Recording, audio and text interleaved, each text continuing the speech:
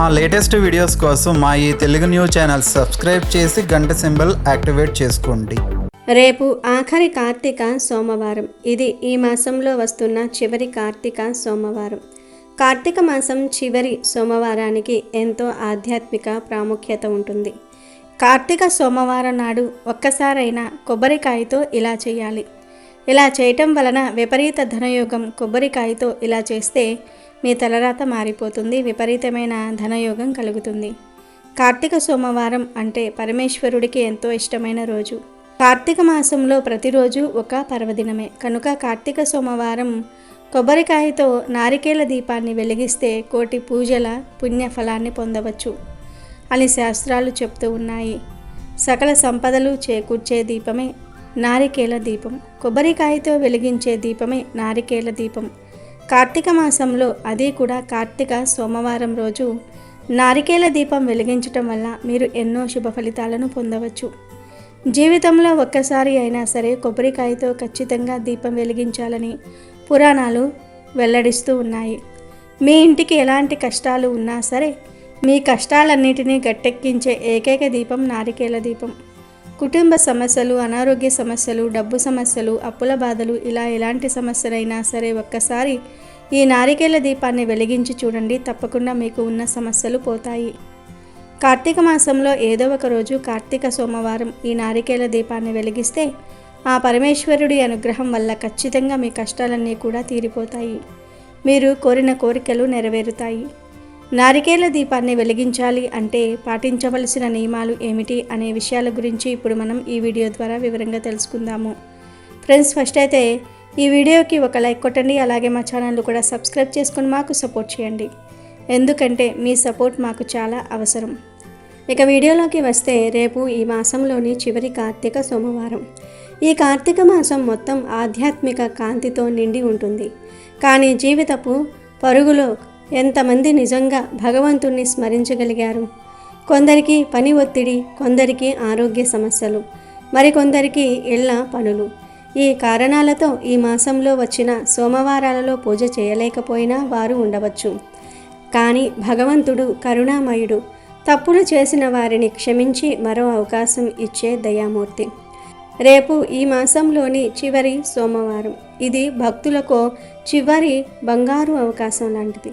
మీరు ఇప్పటి వరకు పూజ చేయకపోయినా, ఉపవాసం చేయకపోయినా, దానం చేయకపోయినా, దీపం పెట్టకపోయినా రేపు మాత్రం తప్పకుండా చేయండి. ఎందుకంటే ఈ ఒక్కరోజు చేసిన చిన్న పూజ కూడా మొత్తం మాసం చేసిన ఫలితాన్ని ఇస్తుంది అని పురాణ వచనాలు చెప్తూ ఉన్నాయి. ఈ ఆఖరి సోమవారానికి దేవుడు స్వయంగా భక్తులకు తనకు చేరుకునే దారి చూపిస్తాడు. ఉదయాన్నే బ్రహ్మ ముహూర్తంలో లేచి మనసును స్వచ్ఛం చేసుకుని తలస్నానం చేయాలి. కార్తీక మాసంలో ప్రతి నీటి బిందువుకు పవిత్రత ఉంటుంది అని శాస్త్రాలు పేర్కొంటున్నాయి. స్నానం అనంతరం తెల్లటి లేదా కొత్త బట్టలు వేయటం ఆచారం. ఇక శివాలయానికి వెళ్ళటం అసాధ్యమైతే అత్యుత్తమం. స్వామికి అభిషేకం చేయండి. పంచామృతాలతో, గంగాజలంతో, చెరుకు రసంతో, ఫలరసాలతో, భస్మంతో, గంధంతో మీరు చేయగలిగిన రీతిలో చేయండి. శివుడు భక్తుడి సౌలభ్యాన్నే చూస్తాడు, సౌఖ్యాన్ని కాదు. మీరు ఏ పదార్థం వాడుతున్నారన్నది ముఖ్యమేమీ కాదు. ఆ తరుణంలో మీ మనసు ఎంత భక్తితో ఉన్నదన్నదే ప్రధానమైనది. మారేడు దళాలు, తులసి ఆకులు, పూలు వాడి శివలింగాన్ని పూజించండి. ఆలయానికి వెళ్ళటం సాధ్యం కాకపోతే ఇంట్లోనే శివలింగం లేదా శివుని పటాన్ని పూజించండి. వీటితోనే అభిషేకం చేసినా పర్వాలేదు. ముఖ్యమేమిటంటే ఓం నమః శివాయ అనే పంచాక్షరి మంత్రాన్ని 108 సార్లు భక్తితో జపించండి. ఈ జపం పాపక్షయానికి, మనోశాంతికి, దేహ ఆరోగ్యానికి మూలమవుతుంది. ఈ ఒక్కరోజు చేసే అభిషేకం ఈ మాసమంతా చేసిన అభిషేక ఫలాన్ని ఇస్తుంది. ఈ విశ్వాసాన్ని మన పెద్దలు అనుభవం ద్వారా స్థాపిస్తారు. ఇలా ఉదయం పూజ చేసిన తర్వాత రోజంతా ఉపవాసం ఉండండి.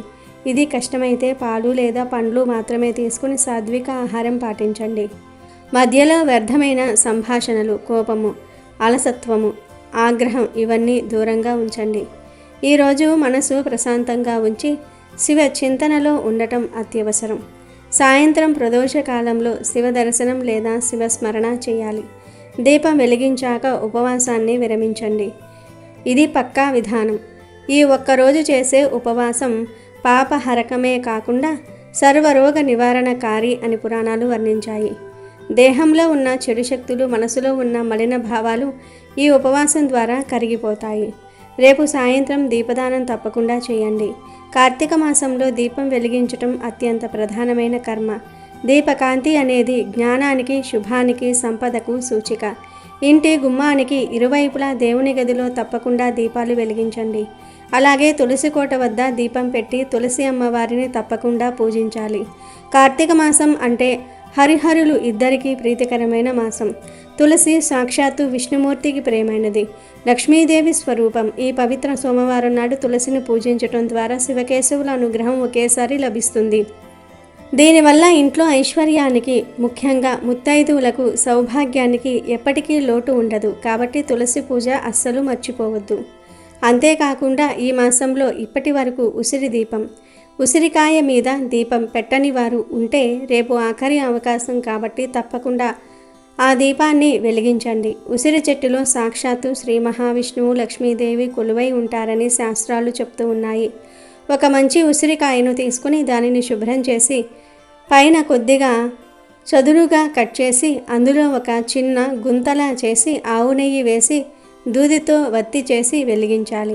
ఈ ఉసిరి దీపాన్ని తులసి కోట వద్ద లేదా దేవుని మందిరంలో వెలిగించటం ద్వారా మన దరిద్రాలు, పాపాలు తొలగిపోయి మహాలక్ష్మీదేవి అనుగ్రహం కలుగుతుంది.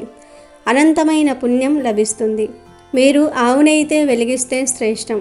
అది కుదరకపోతే నువ్వుల నూనె అయినా వాడవచ్చు. ముఖ్యంగా 365 వత్తులు కలిగిన దీపం వెలిగించగలిగితే ఇది ఒక్క రోజులో సంవత్సరమంతా దీపారాధన చేసిన సమాన పుణ్యాన్ని ఇస్తుంది. దీపం వెలిగినప్పుడు ఆ కాంతిని కొద్దిసేపు మనసారా చూస్తూ ప్రార్థించండి. శివశక్తి నా జీవితంలో ఎల్లప్పుడూ ఉండి జ్ఞాన దీప్తి ప్రసాదించాలి అని. దీపదానానికి తోడుగా దానం కూడా ఈ రోజున చేయటం మర్చిపోవద్దు. దానం అంటే కేవలం ధనం ఇవ్వటం మాత్రమే కాదు, ఆకలితో ఉన్నవారికి అన్నం పెట్టడం. అది అన్నిటికంటే గొప్పది. ఆహారము, వస్త్రాలు లేదా కనీస ధనం ఏం ఇచ్చినా శివుడు అనుగ్రహిస్తాడు. తృప్తిగా తిన్నట్టు దానం చేసే మనసు భగవంతుని పూజ కంటే ఉన్నతం అని మన గురువులు చెప్పారు. శివాలయాలలో దీపారాధన కోసం నూనె, వత్తులు, నెయ్యి వంటివి అందించటం కూడా ఒక పుణ్యకార్యం. మీరు ఇచ్చే చిన్న సహాయం కూడా మీకు అపారమైన పుణ్యఫలాన్ని ఇస్తుంది. ఇక ఈరోజు పఠనానికి కూడా ఎంతో మహిమ ఉంది. కార్తీక పురాణంలోని చివరి అధ్యాయనాలను చదవటం లేదా వినటం చేయండి. శివ స్తోత్రాలు, లింగాష్టకం, బిల్వాష్టకం, శివపూర్వ కథలు చదవటం లేదా వినటం ద్వారా మనసు ప్రశాంతమవుతుంది. ఈరోజు చేసే స్తోత్ర పారాయణం ఈ మాసమంతా చేసిన పారాయణతో సమానం. చదవటం కుదరకపోతే శివుని గుణగణాలను మనసులో తలుచుకోండి. శివ కథలు చెప్పండి, పిల్లలకు వినిపించండి. ఇది కూడా పుణ్యమే. రేపటి రోజున ఒక ముఖ్యమైన విషయం గుర్తుంచుకోండి. మనసులోని నెగిటివ్ ఆలోచనలు, విరక్తి, కోపం ఇవన్నీ దూరం పెట్టండి. ఆ రోజు ఎలాంటి వాదనలు, అధర్మపు మాటలు, వ్యర్థ ఖర్చులు చేయకండి. దీపం వెలిగించి శాంతంగా కూర్చొని ఓం నమఃశివాయ అనే మంత్రాన్ని కనీసం 21 సార్లు జపించి రోజును ముగించండి. దీపం ఆరిపోయే వరకు ఎవరూ వాదించకూడదు. అశాంతం శాంతి భావంతో ఉండాలి. దీని వలన కుటుంబంలో శాంతి స్థిరమవుతుంది, శుభ శక్తులు నిలుస్తాయి.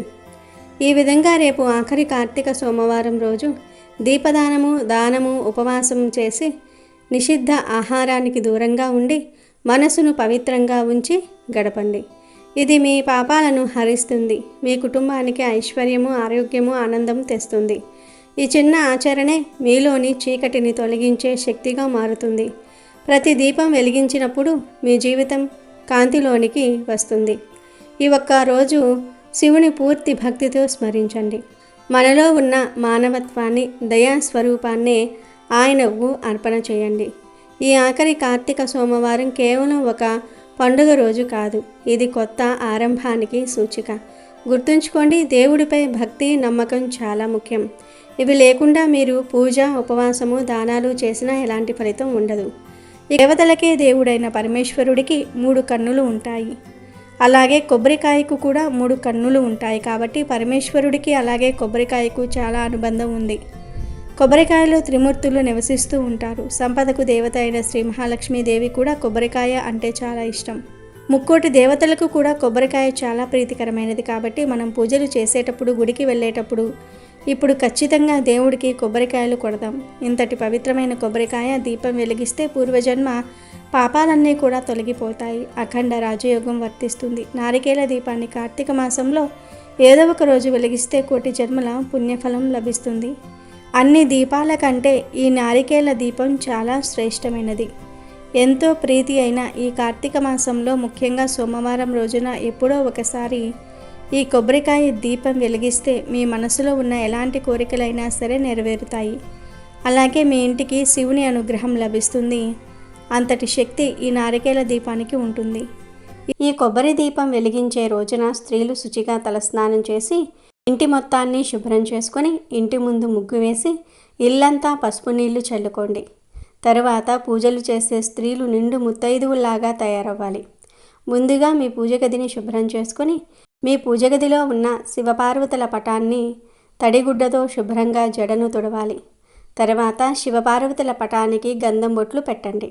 అయితే ప్రతి ఒక్కరూ కూడా తెలుసుకోవలసిన ఒక విషయం ఏమిటి అంటే, మన పూజ గదిలో ఉండే దేవుణ్ణి చిత్రపటానికి కుంకుమ బొట్లు సమర్పించకూడదు.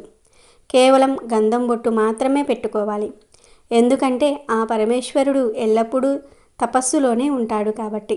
చల్లదనాన్ని ఇచ్చే గంధాన్ని సమర్పిస్తే ఆ పరమేశ్వరుడు పొంగిపోతాడు. కాబట్టి మీ పూజ గదిలో ఉన్న శివపార్వతుల పటానికి ఎల్లప్పుడూ గంధం బొట్టు మాత్రమే పెట్టుకోండి. ఆ పరమేశ్వరునికి ఇష్టమైన పూలతో శివపార్వతులను నిండుగా అలంకరించుకోండి. బిల్వపత్రం అంటే శివునికి చాలా ప్రీతికరమైనవి. కాబట్టి నారికేల దీపాన్ని వెలిగించేటప్పుడు శివుడికి ఇష్టమైన బిల్వపత్రాలను అలాగే తెల్ల పూలను సమర్పించటం వల్ల మీరు చేసే పూజకు రెట్టింపు పుణ్యఫలం లభిస్తుంది. బిల్వపత్రం అందుబాటులో లేని వాళ్ళు తెల్ల జిల్లేడు పూలు కానీ, గన్నేరు పూలు కానీ, సన్నజాజులు కానీ, పారిజాత పుష్పాలు కానీ, శంకు పుష్పాలు కానీ శివునికి సమర్పించండి. మీకు అందుబాటులో ఉన్న పుష్పాలతో శివుడిని పూజించండి. వ్యాపారాలు చేసేవారు గన్నేరు పూలతో శివుణ్ణి పూజిస్తే మీ వ్యాపారం బాగా వృద్ధి చెందుతుంది. శంకు పుష్పంతో శివుణ్ణి పూజిస్తే డబ్బు సమస్యలన్నీ కూడా తొలగిపోతాయి. మీ ఇంటికి విపరీతమైన సంపద చేకూరుతుంది. జిల్లేడు పూలతో శివుణ్ణి పూజిస్తే 7 తరాల ఐశ్వర్యం ప్రాప్తిస్తుంది. వెలక పండును శివుడికి సమర్పిస్తే పుత్ర సంతానం వర్తిస్తుంది. ఈ విధంగా వివిధ రకాల పూలతో అందంగా శివపార్వతుల పటాన్ని నిండుగా అలంకరించుకోండి. శివుని పటం ఎదురుగా అష్టదళ పద్మ ముగ్గును వేయండి. ముగ్గు మీద పసుపు కుంకుమ వేసి ముగ్గు పైన ఒక ప్లేట్ కానీ లేదా ఒక విస్తరాకును కానీ పెట్టుకోండి. స్టీల్ ప్లేట్లు మాత్రం అస్సలు ఉపయోగించకూడదు. ఈ ప్లేట్ల పైన గంధంతో ఓం అని రాయండి. తర్వాత ఈ ప్లేటు పైన 3 గుప్పెళ్ల బియ్యం పోయండి. ఈ బియ్యం మీద కొంచెం పసుపు కుంకుమ వేయండి. ఈ బియ్యం పైన కొబ్బరి చిప్పను పెట్టి దీపం వెలిగించాలి. కాబట్టి ముందుగా ఒక మంచి కొబ్బరికాయను తీసుకొని కొబ్బరికాయను చేతిలోనికి తీసుకొని మనసు లగ్నం చేసి శివుడికి నమస్కారం చేసుకొని మీ గోత్ర నామాలు మీ సంకల్పం చెప్పుకొని కొబ్బరికాయను పగలగొట్టండి. కొబ్బరికాయలో ఉన్న నీటిని ఒక గ్లాసులో పోసుకొని పక్కన పెట్టండి. ఈ కొబ్బరికాయ 2 చెక్కలుగా చక్కగా పగలాలి. అంటే సమానంగా పగలాలి అన్నమాట. 3 కన్నులు ఉన్న కొబ్బరి చిప్పను తీసుకుని పీచు మొత్తాన్ని తీసేసి ప్లేట్లో ఉన్న బియ్యం మీద పెట్టి శివునికి నమస్కారం చేసుకోండి. ఈ కొబ్బరి చిప్పకు కుంకుమ బొట్లు పెట్టి నువ్వుల నూనె కానీ, కొబ్బరి నూనె కానీ, ఆవు నెయ్యి కానీ పోసుకోవాలి. నువ్వుల నూనెతో దీపం వెలిగిస్తే కుజ దోషాలు, రాహుకేతు దోషాలు, అష్టమ శని దోషాలు, ఇలా మీ జాతకంలో ఉన్న దోషాలన్నీ కూడా తొలగిపోతాయి. కొబ్బరి నూనెతో దీపం వెలిగిస్తే మీకు ఉన్న డబ్బు సమస్యలు, అప్పుల సమస్యలన్నీ కూడా తీరిపోతాయి. ఇక అన్నిటికంటే ఆవు నెయ్యి చాలా శ్రేష్టమైనది. ఆవు నేతితో దీపం వెలిగిస్తే ముక్కోటి దేవతలు సంతృప్తి చెందుతారు. ఈ విధంగా మీకు అందుబాటులో ఉండే నూనెను కొబ్బరి చిప్పలో పోసి 3 జ్యోతులను వెలిగించుకోవాలి. 2 వత్తులను కలిపి ఒక జ్యోతి వెలిగించండి. ఇలా మొత్తం 6 వత్తులతో 3 జ్యోతులు వెలిగించాలి. ఈ దీపం వెలిగించగానే ముక్కోటి దేవతలందరూ కూడా ప్రత్యక్షమవుతారట.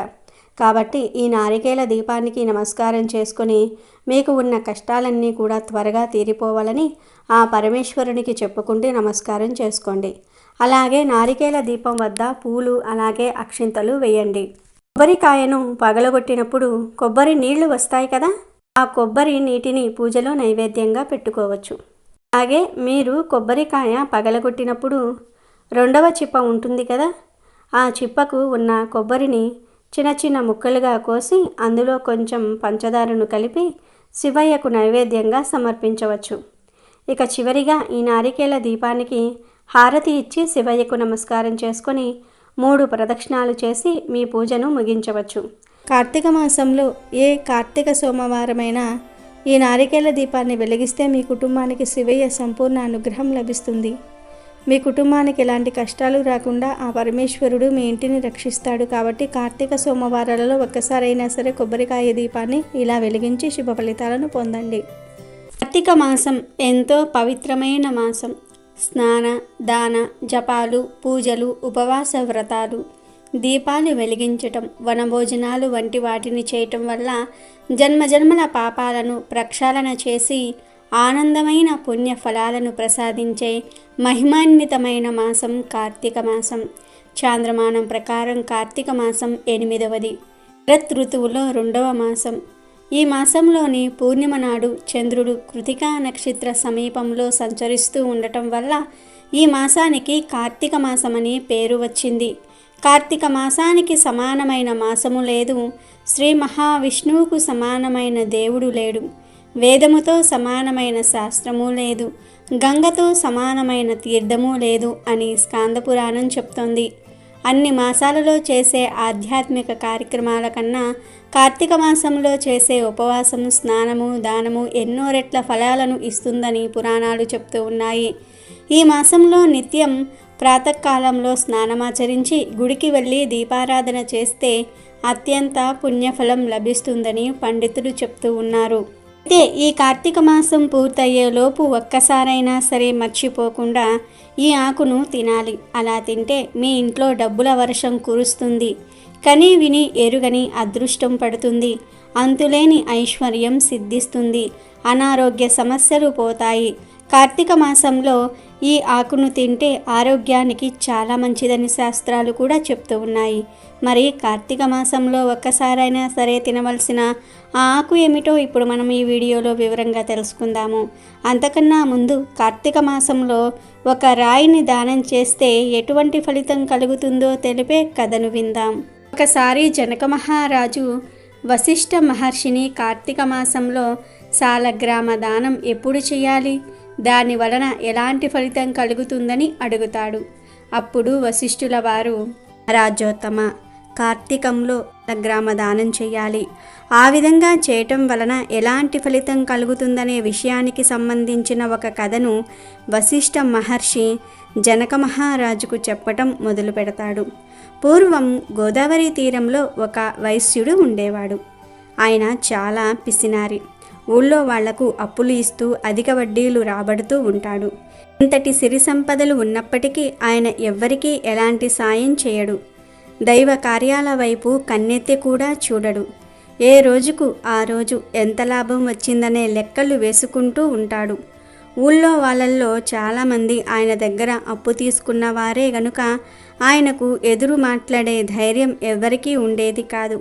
అలా మాట్లాడితే తాము తీసుకున్న డబ్బు తిరిగి ఇచ్చేయమని ఒత్తిడి చేస్తాడని భయపడుతూ ఉంటారు. దాంతో ఆ వైశ్యుడు మరింత కటువుగా వ్యవహరిస్తూ ఉంటాడు. ఒక రోజున ఒక బ్రాహ్మణుడి దగ్గర అప్పు వసూలు చేయడానికి వెళ్తాడు. ఉన్న పలంగా తన డబ్బు చెల్లించమని, లేదంటే ఊరుకునేది లేదంటూ ఆగ్రహావేశాలను వ్యక్తం చేస్తాడు. ప్రస్తుతం తన దగ్గర డబ్బు లేదని, అప్పు ఎగ్గొట్టాలనే ఆలోచన కూడా తనకు లేదని ఆ బ్రాహ్మణుడు చెప్తాడు. కొంత గడువు ఇమ్మని కోరతాడు. ఇంతకాలం ఆగటమే ఎక్కువని, ఇంకా నిరీక్షించటం తన వలన కాదని, మర్యాదగా డబ్బు చెల్లించమని ఆ వైశ్యుడు పట్టుబడతాడు. ఇప్పటికిప్పుడు తాను ఎక్కడి నుంచి తెచ్చేది, ఎవరు ఇస్తారు అంటూ ఆ బ్రాహ్మణుడు నిస్సహాయతను ప్రదర్శిస్తాడు. కొంత సమయం ఇస్తే అనా పైసాతో సహా ఇచ్చుకుంటానని ప్రాధేయపడతాడు. అయినా ఆ వైశ్యుడు వినిపించుకోకుండా ఆ బ్రాహ్మణుడి ఇంటి ముందు చిందులు తొక్కుతూ అనేక రకాలుగా తిడుతూ చివరికి ఆవేశాన్ని అణుచుకోలేక కొడతాడు. ఊహించని ఆ దెబ్బకు ఆ బ్రాహ్మణుడు అక్కడికక్కడే చనిపోతాడు. బ్రాహ్మణుడు తన దెబ్బలకు చనిపోవటం చూసి ఆ వైశ్యుడు భయపడిపోతాడు. ఆ సంఘటనను ఎవరైనా చూశారేమోనని అటు ఇటు చూస్తాడు. ఒకవేళ ఎవరైనా చూసినా తానంటే ఉన్న భయం కారణంగా ఎవ్వరికీ చెప్పరనే ధైర్యంతో అక్కడి నుంచి వెళ్ళిపోతాడు. అయితే ఒకవేళ ఎవరైనా న్యాయాధికారితో చెప్తే తన పరిస్థితి ఏమిటనే భయం ఆయనను వెంటాడుతూనే ఉంటుంది. ఎవరు ఏ సమయంలో వచ్చి ఆ హత్య గురించి అడుగుతారోనని కంగారు పడిపోతూనే చాలా కాలం గడుపుతాడు. ఆ తర్వాత కొంతకాలానికి ఆ వైశ్యుడు కూడా చనిపోతాడు. వ్యాపారం పేరుతో ఎంతోమందిని ఎన్నో రకాలుగా పీడించిన ఆ వైశ్యుడిని యమభటులు యమలోకానికి తీసుకువెళ్తారు. యమధర్మరాజు ఆయన పాపాల చిట్టాను పరిశీలించి రౌరవాది నరకాలు అనుభవించేలాగా చేయమని ఆదేశిస్తాడు. దాంతో ఆ వైశ్యుడికి అత్యంత భయంకరమైన బాధాకరమైన ఆ శిక్షలు అమలు జరుగుతూ ఉంటాయి. నరకంలో ఇంతటి బాధలను అనుభవించవలసి ఉంటుందని తెలిస్తే అంతటి ఘోరాలు చేసి ఉండేవాడిని కాదగదా అని విచారిస్తూనే ఆ వైశ్యుడు ఆ శిక్షలను అనుభవిస్తూ ఉంటాడు. ఆ వైశ్యుడికి ధర్మవీరుడు అనే ఒక కొడుకు ఉంటాడు. ఆ యువకుడు తండ్రి వలె కాకుండా ఎంతో ఉదార స్వభావంతో వ్యవహరిస్తూ ఉంటాడు. దైవ కార్యాలు నిర్వహించటమే కాకుండా ప్రజలకు ఉపయోగపడే బావులు చెరువులు త్రవ్విస్తూ ఉంటాడు. వ్యాపారం చేస్తున్నప్పటికీ ధర్మం తప్పకుండా నడుచుకుంటూ ఉంటాడు. ఎవరు ఎలాంటి అవసరాల్లో ఉన్నా ఆపదల్లో ఉన్నా ఆదుకుంటూ ఉంటాడు.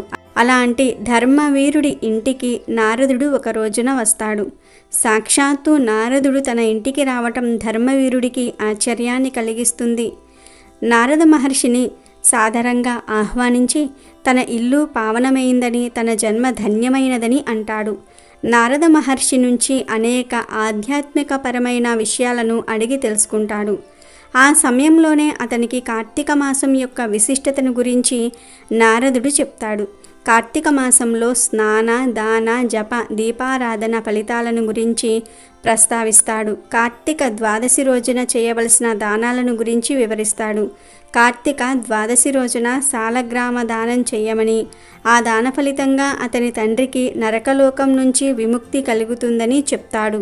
కార్తీక మాసంలో సాలగ్రామ దానం చేస్తే ఎంతో మంచిదని, నరకలోకంలో అనేక బాధలు పడుతున్న తన తండ్రికి అక్కడి నుంచి విముక్తి లభిస్తుందని విన్న ధర్మవీరుడు చిన్నగా నవ్వుతాడు. తాను ఎన్నో దానాలు ధర్మాలు చేశానని, అవన్నీ తన తండ్రిని నరకం నుంచి బయటపడేయలేకపోయినప్పుడు కేవలం ఒక్క రాయిని దానం ఇవ్వటం వలన ఆ పని జరుగుతుందా అని అడుగుతాడు. ఒక రాయిని దానం చేయటం వలన అలాంటి ఫలితం ఉంటుందని తాను అనుకోవటం లేదని అంటాడు. ఏది దానం చేసినా అది తీసుకున్న వారికి ఉపయోగపడాలని, ఒక రాయి దేనికి ఉపయోగపడుతుందని ప్రశ్నిస్తాడు. అలాంటి ఉపయోగం లేని సాలగ్రామాన్ని తాను దానం ఇవ్వలేనని చెప్తాడు. సాలగ్రామం గురించి అవగాహన లేకుండా ఆయన అలా మాట్లాడడం తాను చెప్తున్నా వినిపించుకోకపోవటంతో నారద మహర్షి మౌనంగా అక్కడి నుంచి వెళ్ళిపోతాడు. అయితే నారద మహర్షి అంతటి వాడు చెప్తూ ఉన్నా వినిపించుకోకపోవటం వలన సాలగ్రామాన్ని గురించి అవమానకరంగా మాట్లాడడం వలన ఆ పాపం ధర్మవీరుడి ఖాతాలోనికి చేరిపోతుంది. ఫలితంగా ధర్మవీరుడు పులిగా, కోతిగా, ఆంబోతుగా అనేక జన్మలెత్తుతాడు. ఒక బ్రాహ్మణుడి ఇంట స్త్రీగా జన్మించి వైదవ్యాన్ని పొందుతాడు. అప్పుడు ఆ బ్రాహ్మణుడు తన కూతురి దోషాలను తొలగించుకోవటం కోసం, ఉత్తమ జన్మలు కలగటం కోసం సాలగ్రామం దానం చేయిస్తాడు. ఆ పుణ్య విశేషం వలన తన 23వ జన్మలో ధర్మవీరుడు నియమనిష్టలెరిగిన ఒక బ్రాహ్మణ కుటుంబంలో జన్మిస్తాడు. పూర్వజన్మ వాసనల వలన కార్తీక ద్వాదశి రోజున ఆయన సాలగ్రామ దానం చేస్తాడు. ధర్మవీరుడు చేసిన సాలగ్రామ దానం వలన ఆయనకు అనంతమైన పుణ్య ఫలితాలు లభిస్తాయి. అప్పటి వరకు నరకలోకంలో అనేక బాధలను అనుభవిస్తూ వచ్చిన తన తండ్రి అయిన వైశ్యుడు అందులో నుంచి బయటపడగలుగుతాడు. తన కుమారుడు చేసిన సాలగ్రామ దానం ఫలితంగా నరకం నుంచి విముక్తిని పొంది పుణ్యలోకాలకు వెళ్ళిపోతాడు. కార్తీక మాసంలో ద్వాదశి రోజున చేసే సాలగ్రామ దాన ఫలితం ఏ స్థాయిలో ఉంటుందో వివరించిన వశిష్ఠ మహర్షికి జనక మహారాజు భక్తి శ్రద్ధలతో నమస్కరిస్తాడు. వీడియోలోకి వస్తే కార్తీక మాసంలో తప్పనిసరిగా ఒక్కసారైనా సరే బచ్చల కూర ఆకులు తినాలని శాస్త్రాలు చెప్తూ ఉన్నాయి. అంటే బచ్చల కూర వండుకొని తినాలి, లేదా పచ్చడి అయినా సరే చేసుకుని తినాలి. చాలామందికి ఈ విషయం తెలుసు. పల్లెటూర్లలో కంద, బచ్చలి కూరని కలిపి వండుకొని కార్తీక మాసంలో తింటారు. దీనిలో ఉల్లి, వెల్లుల్లిపాయ వేయకుండా తింటే చాలా మంచిది. కార్తీక మాసంలో ఈ బచ్చల కూర తినటం వలన కని విని ఎరుగని అదృష్టం మిమ్మల్ని వరిస్తుంది. తరగని ఐశ్వర్యం వస్తుంది. శివానుగ్రహం కలుగుతుంది. ఆరోగ్యానికి కూడా చాలా మంచిది కనుక కార్తీక మాసంలో ఒక్కసారైనా సరే బచ్చల కూరను తినండి. బచ్చలి కూర చాలా మంచిది. బచ్చలి కూర తినటం వలన చురుకుదనం పెరుగుతుంది. బచ్చలి కూర మన తెలుగు రాష్ట్రాలలో విరివిరిగా దొరుకుతుంది. బచ్చల కూర తినటం వలన మానసిక రోగాలు తగ్గుతాయి. అంతేకాదు ఈ ఆకులు తినటం వలన శరీరంలోని వ్యర్థాలు పోతాయి. కంటి చూపు మెరుగుపడుతుంది. బచ్చలి ఆకుల్లో అనేక రకాల విటమిన్లు ఉంటాయి కనుక బచ్చలి కూరను తింటే చర్మం బాగుంటుంది. రాత్రి సమయంలో బాగా నిద్రపడుతుంది. అలసట ఉండదు. శక్తివంతంగా ఉంటారు. తరచూ బచ్చలి కూర తింటే చాలా శక్తివంతంగా మారుతారు. కార్తీక మాసంలో కనీసం ఒక్కసారైనా సరే బచ్చలి కూర తింటే చలికాలంలో వచ్చే అనేక రకాల అనారోగ్య సమస్యల బారిన పడకుండా ఉంటారు. ఉల్లాసంగా ఉంటారని శాస్త్రాలలో ఉంది. కనుక కార్తీక మాసంలో ఒక్కసారైనా సరే బచ్చలి కూరను తినండి. మంచి ఆరోగ్యాన్ని పొంది ఆనందంగా జీవించండి. అమెజాన్లో బెస్ట్ డిస్కౌంట్స్ కోసం వీడియో డిస్క్రిప్షన్లో లింకు ఉంది, చూడండి. అలాగే మా టెలిగ్రామ్ ఛానల్ సబ్స్క్రైబ్ చేసుకోండి.